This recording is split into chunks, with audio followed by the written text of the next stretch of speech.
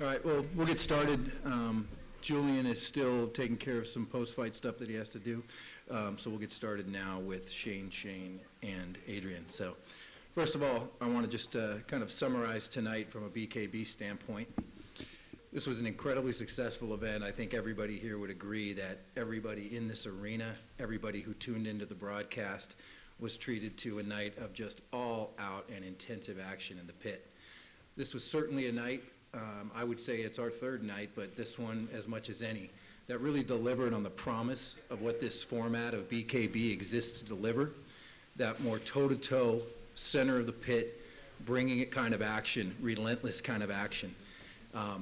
So we can commend the format, there's no doubt about that, but at the end of the day, we've got to commend the fighters. So I think our hats are off to everybody who stepped in the pit tonight, because there wasn't a fighter out there tonight that didn't leave every ounce of what they had in that pit. And that's what BKB is all about. So hopefully everybody here enjoyed it. We felt the fans were treated to a really, really great product tonight, and we were very proud of it. So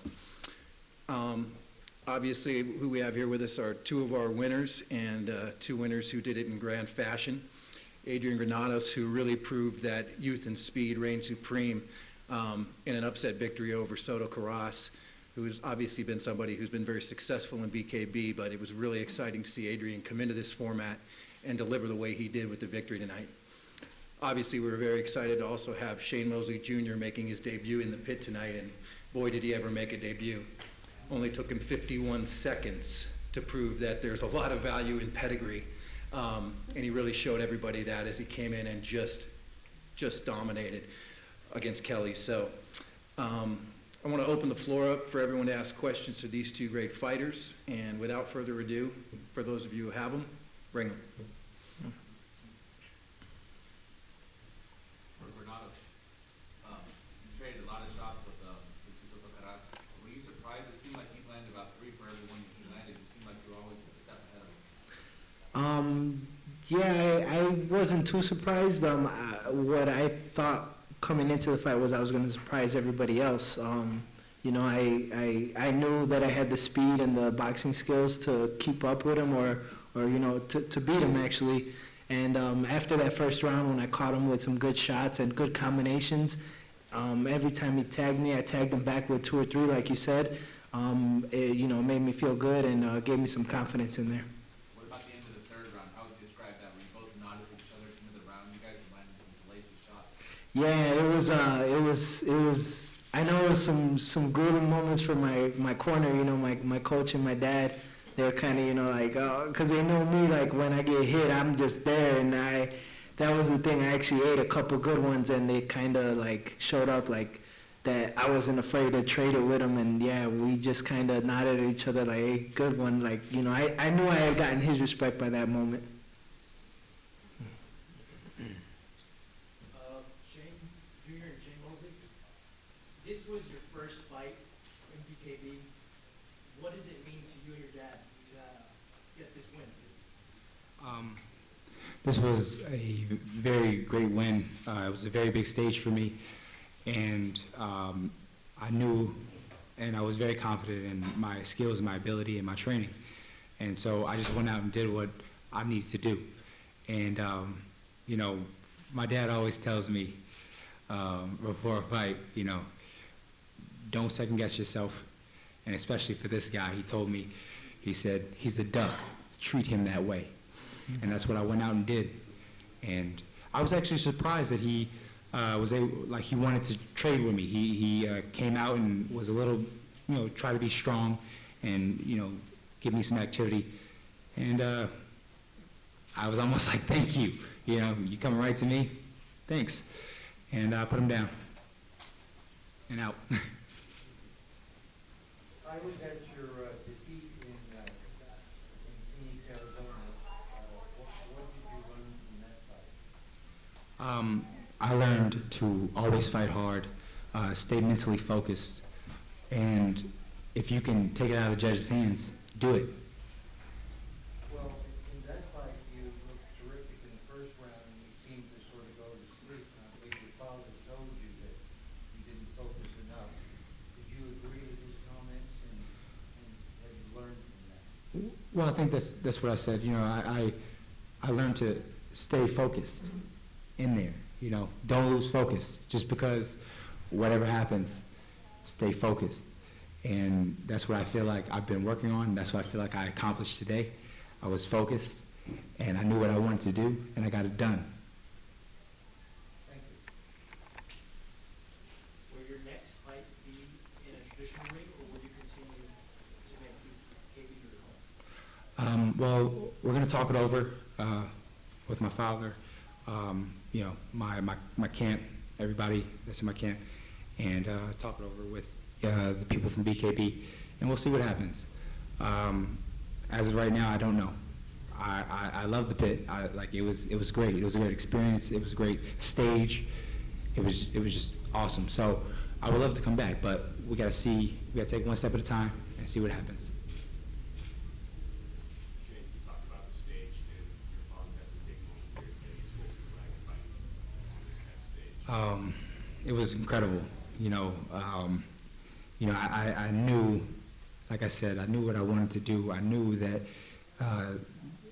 not that I tried to put in my head like, oh, it's the biggest fight of my life. No, I said this is like any other fight, but I know that I'm going to be at my best, and at my best, nobody can beat me. And that's the way I feel. So I went in there and did that. But it's great to have that experience of Mandalay Bay. I mean, this is my 6th professional fight, if you count all my fights, and I'm at the Mandalay Bay, pretty much like the co-main event, and it was an incredible experience to have my dad there and all my family, and it was just awesome. It was great. Take us through the finish. It was quick. It looked like you found somebody to clinch and falling over. I haven't looked at it, and it was all so fast, but I know that I landed a very, very, very good left hook to the body, and it almost felt like I touched like the other side of his stomach, it went like right in, and I was like, whoa, so I looked at him and I seen the face that he made, and I knew it was over. And so he got back up, he took a knee, then got back up. I knew he was finished. So I don't remember the exact punches that were thrown, but just got it done, and got him out of there. Shane, what do you want people to take away tonight from your victory? What message do you have for the people? I want people to know that, I'm not some spoiled kid. This is what I love to do. And I fight, It's in my blood. He's a fighter. And I'm a fighter. And I hope, everybody appreciated, what happened and loved, watching me. And I loved performing, so I hope they continue to watch. Having you that by your side help you to perform at the level that you perform today? What was it? Having you that by your side help you in any way to perform at the level that you perform today? Oh, absolutely. It had everything to do with him in my corner. He gave me the knowledge, working with me every single day,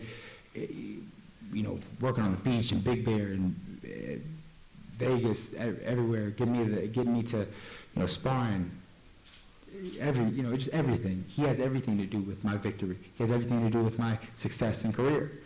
And I'm thankful for him. I couldn't ask for anything better. It's hard to critique the 51-second fight. When you guys go back and look at the tape, what kind of things do you need to look at? We're going to be looking on how we can get it done faster.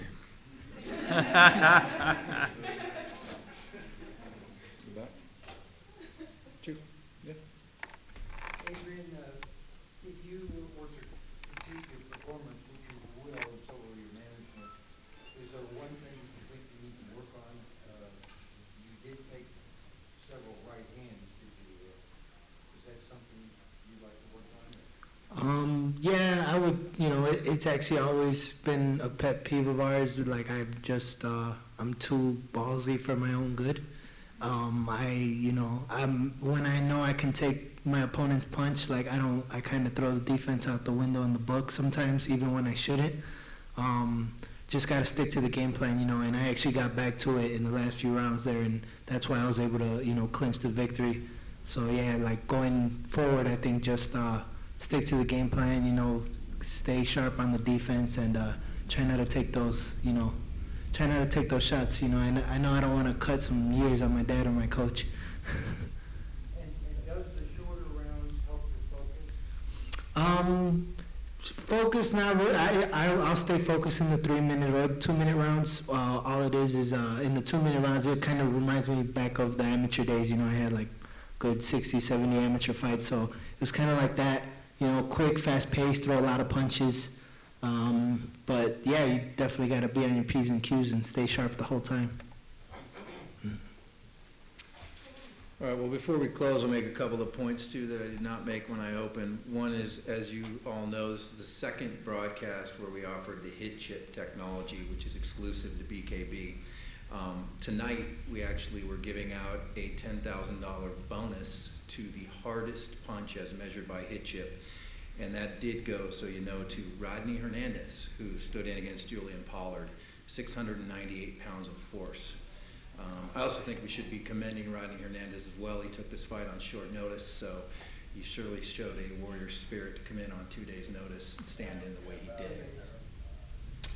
Secondly, we also gave away a Punch of the Night bonus of $10,000, and that goes to our friend here, Shane Mosley Jr., for his knockout punch. So congrats to Shane on that. So I think we will allow these guys to adjourn while we wait for Julian Pollard, and we'll step back up when he arrives, and we can have some more questions with Julian. But thanks to Shane. Thank you, Adrian. And thank you, Shane, for being with us today and for hanging out for the press conference. Thanks you. Thank you, everybody.